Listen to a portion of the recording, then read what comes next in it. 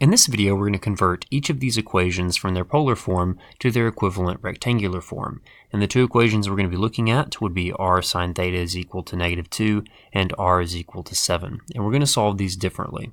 Now, in order to translate or convert between polar and rectangular in general, whether you're dealing with points or equations, you're going to use the four things you see written in blue.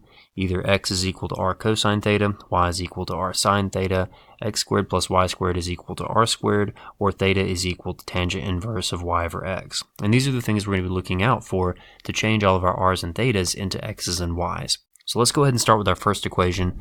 We have r sine theta is equal to -2. Now the nice one about this one is you want to always be looking out for r cosine thetas or r sine thetas, because if you have that, then you can immediately switch that whole thing out for y. And that's exactly what we're going to do in this problem. Instead of r sine theta, we're going to have y is equal to -2. And that's it. That's the solution right there. It's just one step. Now, a lot of times, whenever you get into rectangular, if you can, you want to solve for y, but this one's already solved for y, so there's no extra work to do either. So we're done with the first one. Now our second equation that we want to look at is r is equal to 7. Now unfortunately this one is just a little bit more complicated than the last one, but it's still not bad.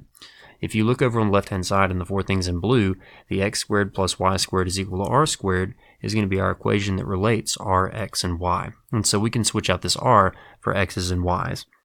So in order to do this, I'm going to go ahead and rewrite this conversion and basically solve for r by taking the square root of both sides. So the square root of x squared plus y squared, we can write that anywhere we have the square root of r, which is just r. And so we're going to switch that out for this r right here. So instead of r, we will have the square root x squared plus y squared, and that'll be equal to 7. Now we're done in the fact that we've gotten rid of all of our r's and thetas and turned them into x's and y's, but it's good form to go ahead and solve for y if you can, and in this case we can without too much trouble.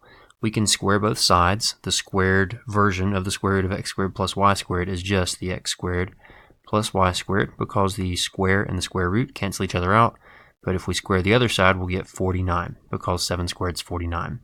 We can subtract x squared from both sides, giving us y squared is equal to -x squared plus 49, and then we can take the square root of both sides, giving us y is equal to the square root of -x squared plus 49. And that's it. So if you have to solve for y, you can go through those extra steps of algebra, but if you don't have to, then you could have circled your answer back there once you got rid of all of your r's and thetas.